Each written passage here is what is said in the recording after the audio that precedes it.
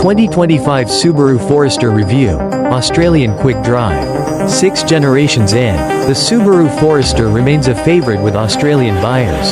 Trent Nikolic has a very brief drive of the new model, with all-new hybrid technology, to get a first taste of what buyers can expect when it launches later this year. Likes: smooth hybrid system, works well on slippery off-road surfaces. Tech tweaks feel premium. Dislikes: doesn't feel especially fast. Cabin could do with more upgrades. CVT still not as good as a conventional torque converter. 2025 Subaru Forester. Subaru's Forester has been a favorite with Aussie buyers for years. And with good reason. Chief among them is the genuine mechanical all-wheel drive, AWD, system that doesn't rely on electronic trickery, but rather works more conventionally to provide all-weather and all-surface grip. While electronic traction aids have reduced the advantage Subaru used to have with its AWD system, there's something to be said for the surety of Subaru's 50-50 drive split and the way it works. The other factor that puts the Forester at the forefront of buyers' minds is its car-like driving dynamics and feel behind the wheel. It has always felt more like driving a car than an SUV or 4WD. And for buyers who primarily spend their time in the city, that's a factor worth taking into consideration. Previously, Subaru's hybrid Forester didn't deliver the fuel use savings we expected, which meant it couldn't compete with the runaway segment leader, the Toyota RAV4 Hybrid.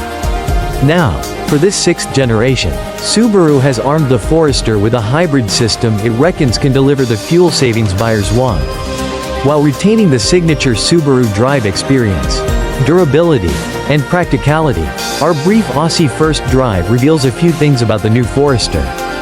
Our usual spec details will be devoid of deep detail, because at the time of our first drive, Subaru hadn't finalized Australian specification, pricing, or quoted specific engine outputs and fuel use.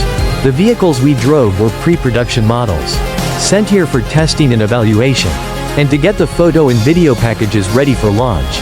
It's not uncommon for manufacturers to do that, of course, but it's less common for them to let us get our hands on the cars this early. Therefore, we'll have to wait until closer to the launch proper to be able to let you know the specific details in more depth. The hybrid system will still be called e-Boxer as before. That much we know. The new hybrid mechanicals pair Subaru's tried and tested 2.5-liter 4-cylinder petrol boxer engine with an 88 kilowatts electric motor and 1.1 kilowatt-hours battery pack. The hybrid part of the drivetrain is sourced from partner Toyota, but as mentioned above, the Forester will eschew a layout that would see an electric motor power the rear wheels, for example. Instead, Subaru retains its signature AWD system that is mechanically linked, but with newfound electric assistance. There's a continuously variable transmission, and while Subaru hasn't given us the official fuel claim as yet, it does claim the Forester will be able to cover 1,000 kilometers on a tank of fuel. The Forester we drove also equipped the new 12.3-inch digital driver's display with the new for this model 11.6-inch infotainment center screen, which remains in portrait layout. We've seen and tested that screen in the WRX before, but not in Forester, and the digital driver's display really lifts the cabin feel of the Forester. The center screen gets wireless smartphone connectivity and there's wireless charging too. All Foresters get X-Mode off-road modes, a 360-degree camera, upgraded EyeSight safety technology, 9 airbags and heated front seats. The model we tested was, according to Subaru, what we could expect to be the middle of the model range. The most significant aspect of our short drive experience was the smoothness of the link between the petrol engine and the new for Forester electric assistance. Move off from standstill under electric power. And once you ask the Forester to accelerate beyond a certain load, the petrol engine kicks in and you're away. Acceleration is never sharp in that it will shove you back in your seat, but it gets moving smoothly and effortlessly. There's nothing harsh about the transition point, certainly not that we could feel anyway, and the CVT does a neat job of sending that drive to the wheels too. For some time, Subaru has delivered a better CVT drive experience than most. And while I still don't love them in comparison to a high-quality torque converter auto, there's nothing nasty about the way the CVT works. The hybrid system will allow you to run up to at least 30 kilometers per hour without the petrol engine going to work.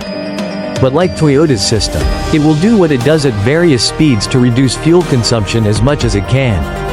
The surfaces we were on were too smooth to assess the Forester's bona fides in regard to behavior on sealed surfaces at speed.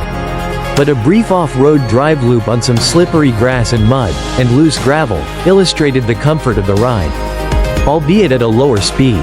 Second-row passengers reported that even on the rutted sections off-road there was nothing uncomfortable about the ride.